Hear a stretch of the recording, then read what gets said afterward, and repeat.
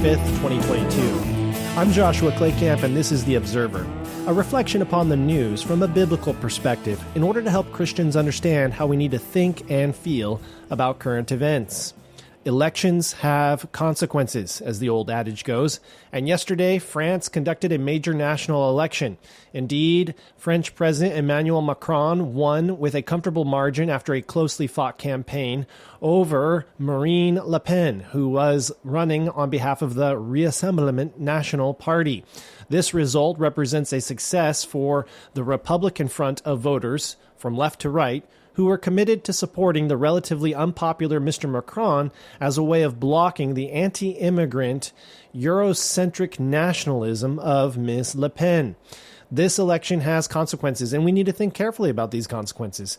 Of course, as we look at the French election, we understand that the worldview of the French people is on display.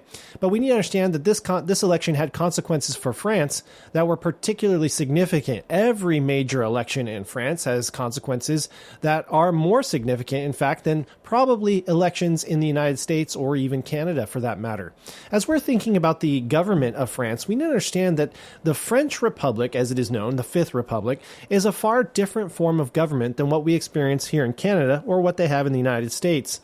In the United States, for example, the framers of the American Constitution had two concerns in mind as they were putting together the Constitution and the representative form of government by which the United States would be governed. There were two errors. First off, the one error that they were concerned about was having an executive branch that was too weak.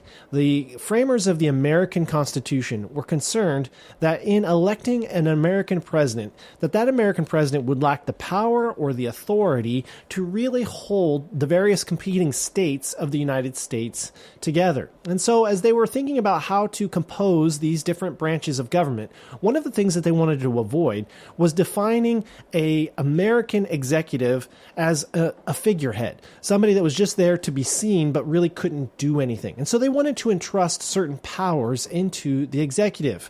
But if one error is having an executive that is too weak, then there's its opposite error, which is having an executive that is too strong. So the founders of the American Constitution basically agreed that what they would do is they would define an energy within the executive branch, but they wanted that energy to be limited. And this led to the establishment of the two other branches of government that were to be considered as separate and distinct branches of government, and yet nevertheless they would be equal to that of the executive. And so within the American constitutional representative government, you have the executive branch, which is the President of the United States, and equal but separate to him is the congressional branch, which is made up of two different houses. You have the House of the Senate and you have the House of the Representatives. The Senate sits for 6 years, and the House, they run for re-election every 2 years. But then you had a third, and that was the judicial branch. You had the executive branch with the president. You had the congressional representative branch, which is made up of Congress, the legislative power, and then you had the judicial. It's not entirely separate in that the judges and justices that are appointed to the Supreme Court must be nominated by the President of the United States and then confirmed and approved by the Senate. It's not entirely separate, but nevertheless, once those justices are appointed, they are no longer accountable to the President, which appointed them. They're no longer accountable really to Congress, who approved of them. Nevertheless, their early judicial career as judges and justices needs to meet with enough favorable approval, having been reviewed by Congress, having been initially nominated by the president, that they are capable of passing that confirmation process. None of this happens in France. In France, we have a very different system of government. And even as we look at the Canadian system, we see that the Canadian system has more in common in this respect with the American system than it does with the French system. Looking at the Canadian system of government, what we have is we have essentially a parliament. And there are members that are elected to Parliament from the various districts throughout Canada. throughout the various ridings, as they're known. And these individuals are elected, and at any point in time, the opposition can call for a vote of no confidence, and if there is a majority of votes in the House to sustain that no confidence vote, we're headed right back to another election. And so even though within the parliamentary system of government within Canada, we have essentially a party that is in power and then a host of parties out of power, perhaps a large host of parties where you might even have a minority government, that is a government that does not contain a majority of seats in parliament, yet still is able to hold power because those who oppose the government, the opposition, do not form a strong enough opposition in order to form a vote of no confidence. And so within Canada, we'll have, such as we do now, a minority government, in this case overseen and led by Prime Minister Justin Trudeau, and they will hold federal power. However, that does not mean that they are capable of running roughshod over the rest. They will appoint justices to the Supreme Court, they will make judicial appointments, and indeed, for a lot of the legislative agenda, they get to set the agenda and they get to vote what pieces of legislation they want to see enacted into law. Of course, they can only do this to the extent that the opposition will allow them to. In other words, in Canada, we even have something more akin to what we see in the United States, not in the sense that within the Canadian form of government, we have separate but equal branches of government. We don't have anything like that. What we do have, though, is we have an opposition party, oftentimes made up of multiple different political parties, whether you have the Greens or the NDP or the Conservatives, forming a bloc that might oppose the will of the government that is then formed. If it's a minority government, that puts that minority government in the hot seat in the sense that in any given moment, the opposition, if they can cobble together enough votes, they can vote for a new election. They can essentially vote no confidence in the government. They can have the government disbanded. And all of this is headed back to the voters, back to the electorate for a referendum, for a decision, for an election to be called. None of this, whether you're looking at the American system with its three distinct branches of government, all separate yet equal, or whether you're looking at the parliamentary system of government, which is what we have here in Canada, where you essentially just have parliament formed by competing factions opposing political parties. In France, we have something totally different. It's what's known as the Fifth Republic. And as you look at France, you might think that because France is such an old country, that their system of government must be really, really old as well. And that is simply not the case. The current French constitutional form of government is known as the Fifth Republic. And it's only about 60 years old. It goes back to 1958.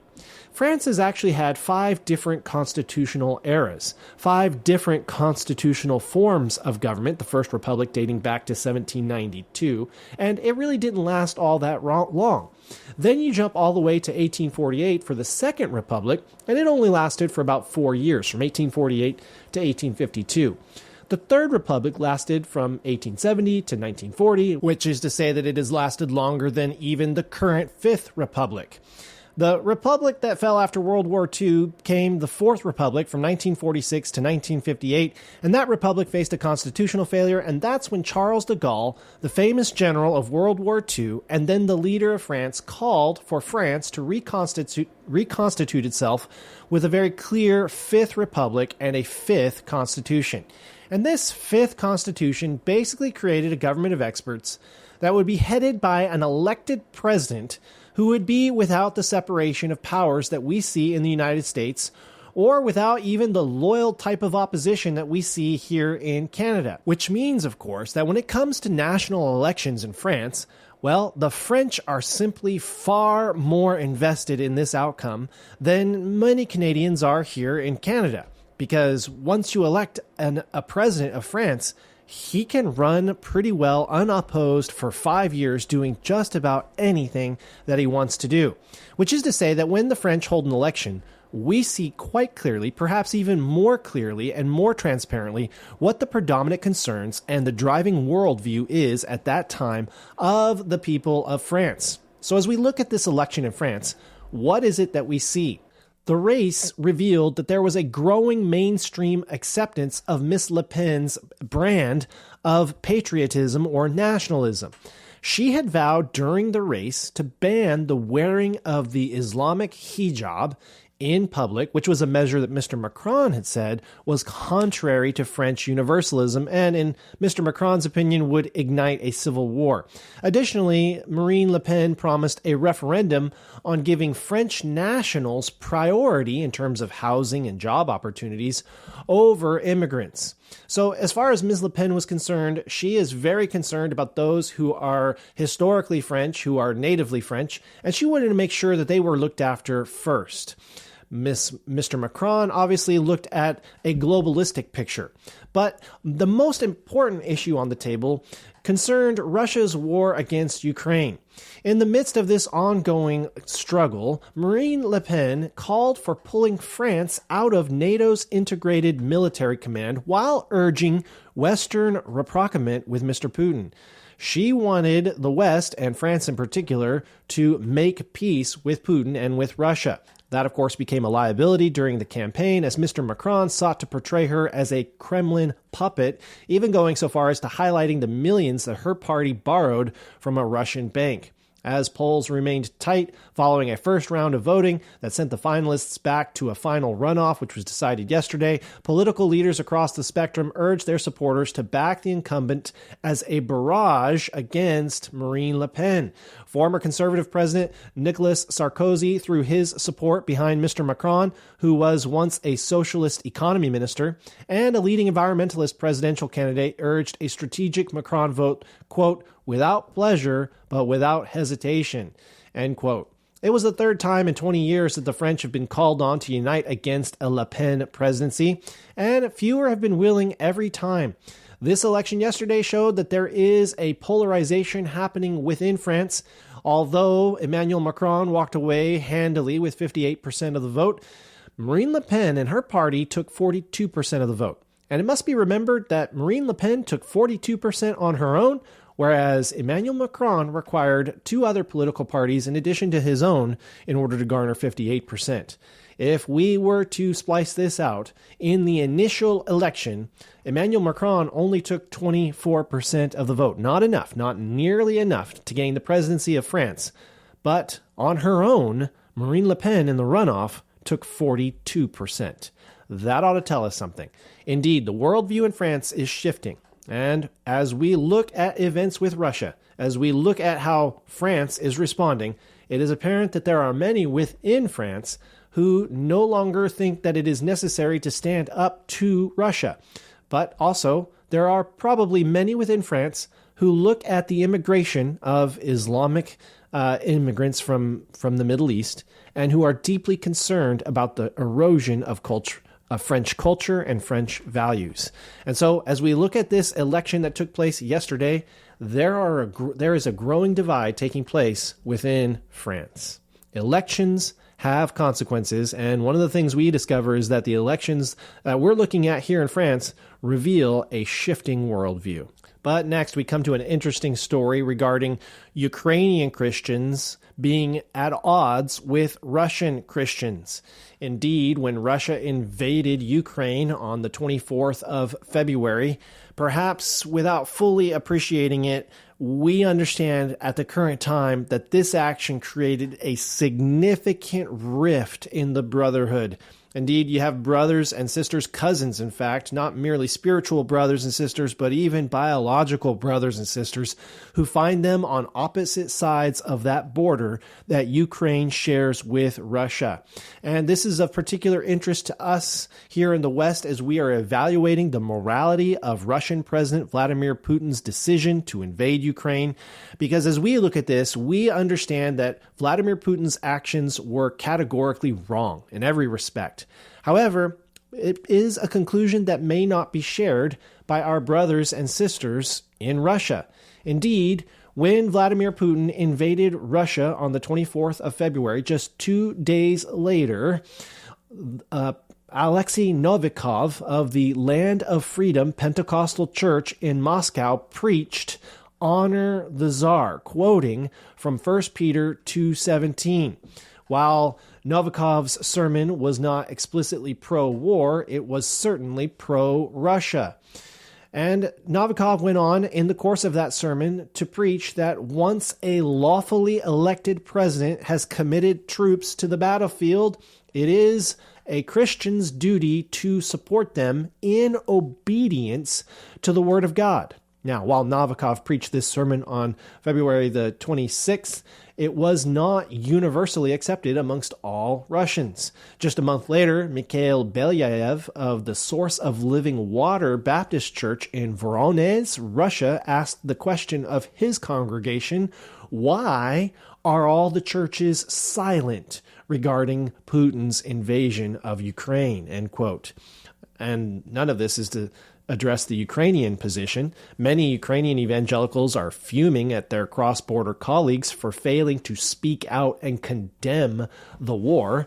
They also are citing the Apostle Peter, but they're placing priority on that same apostle's position earlier in the verse, in which the Apostle Peter says, love the family of believers. Now, as we're reflecting on all of this, it would behoove us just to read the verse in its entirety so we can know what these different parties are talking about, as they're all citing the exact same Bible passage to support either the position of Russia or the position of Ukraine, to support either Russia's invasion of Ukraine or to support the Ukrainian rejection of Russian hostilities. So what does this Bible verse say? 1 Peter 2:17 reads this way, honor everyone, love the brotherhood, fear God, honor the emperor. So once again, honor everyone, love the brotherhood, fear God, honor the emperor. The Russian churches are taking this Bible verse to suggest that they owe allegiance and they owe support to the war in Ukraine, that they are called here to honor the emperor, and that once a duly elected president has committed troops to the battlefield, they are obligated before God to support those troops. However, Ukrainian Christians are taking that exact same Bible verse and they're saying, whoa, you're not reading the very first part of it. It reads, honor everyone, love the brotherhood, then fear God, honor the emperor, that second part. But they're drawing attention to the love of the brotherhood. And the Ukrainian Christians are saying, you cannot possibly support the actions of your president since he is coming into our country, dropping bombs on civilians and attempting to kill us all. You cannot possibly obey this Bible verse and support that president when the first part of this Bible verse emphasizes loving the brotherhood. What Vladimir Putin is doing is most emphatically not loving us. This is what the Ukrainian Christians would say. Now, as we evaluate this and as we look at these two different positions and the fact that both groups, whether in support of Russia's invasion or whether opposing Russia's invasion, both groups are taking the same Bible verse, but they're drawing radically different points of emphasis from it.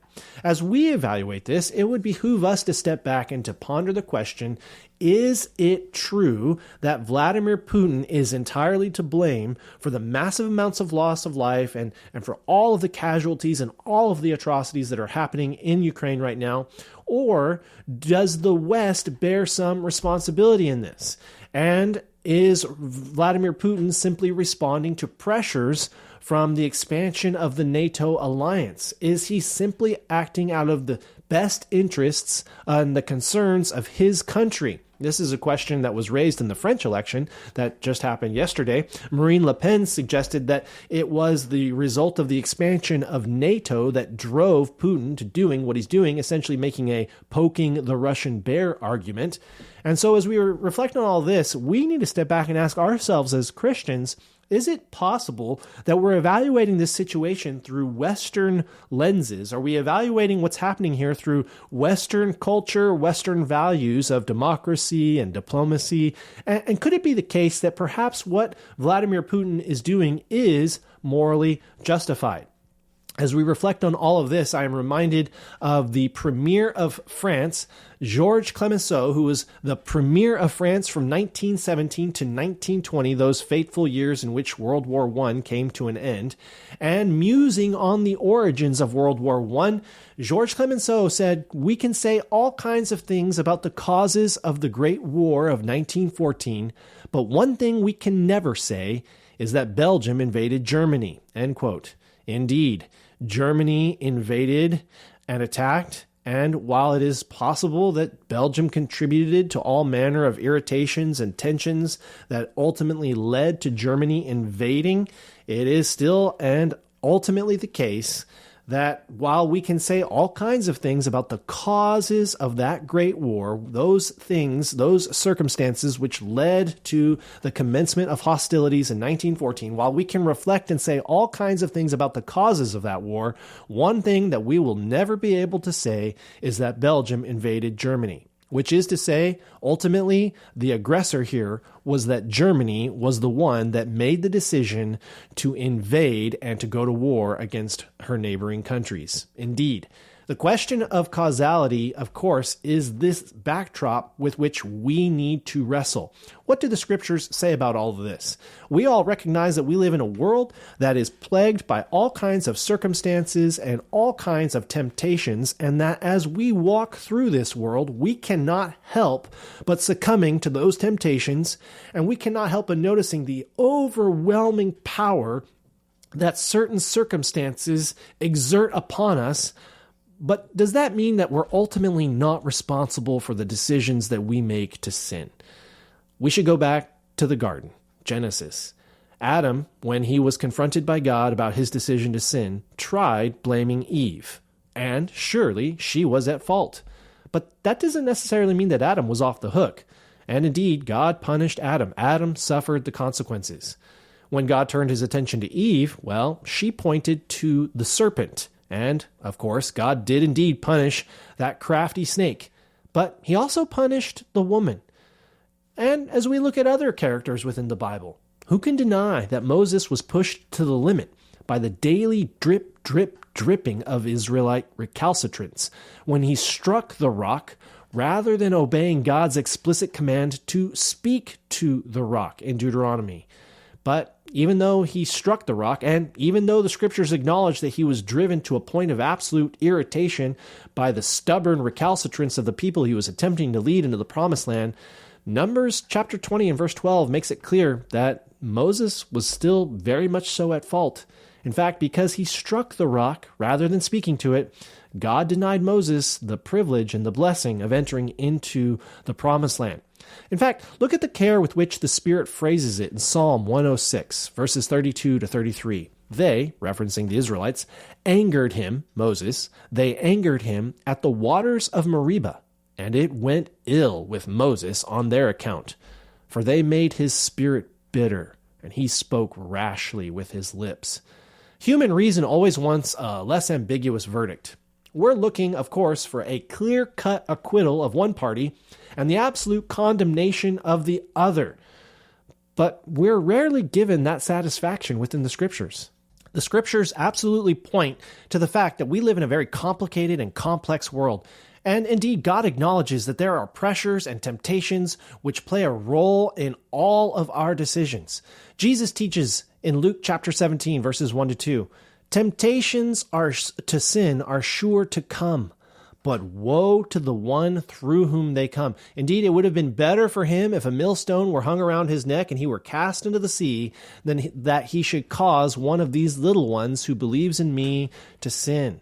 And so the scriptures tell us and present it to us quite clearly that creating temptations and contributing to circumstances that would pressure a man into doing something wicked, those individuals who create those circumstances, they bear some responsibility for having led to that temptation. But even with that said, a nuanced position, looking at all of the causes that would lead to someone stumbling into sin, still call the individual who stumbles into sin the sinner. This is to say that it does not ultimately matter the circumstances or the temptations that may have contributed to our decision-making. Ultimate responsibility for all decisions to evil lies with the individual who exercises those choices. This applies across every area of life. We look at individuals on the streets who are choosing to use drugs, and indeed, much of the national conversation circles around the circumstances which led to them being on the streets. Did they come from broken homes? Did they experience setbacks in life? Did they struggle with abuse abuse. Perhaps they were abused as children. And we look at all of these extenuating factors, and we come now to the decision that many of these individuals make on the streets, which is to engage in crime in order to steal, in order to come up with money, in order to support their drug habit. And even though we can have compassion for all of the circumstances which may have led to them being on the streets, it nevertheless is still the case that the decisions to engage in crime are ultimately wrong, and the individual who made those decisions bears responsibility. This applies not only with individuals committing crimes on the street, it is the same at the national and international level when one country chooses to invade another. It could be the case that the expansion of NATO pressured Putin into making a horrific choice. Nevertheless, that horrific choice and the responsibility for it, and ultimately God's judgment, all lies on Vladimir Putin. Thanks for listening to The Observer. I'm Joshua Claycamp, and you can follow me on Twitter by going to twitter.com/Joshua Claycamp. The Observer is a ministry of First Baptist Church where Christians seek to discern the news differently. For more information on First Baptist Church of Kamloops, just go to firstbaptistkamloops.org.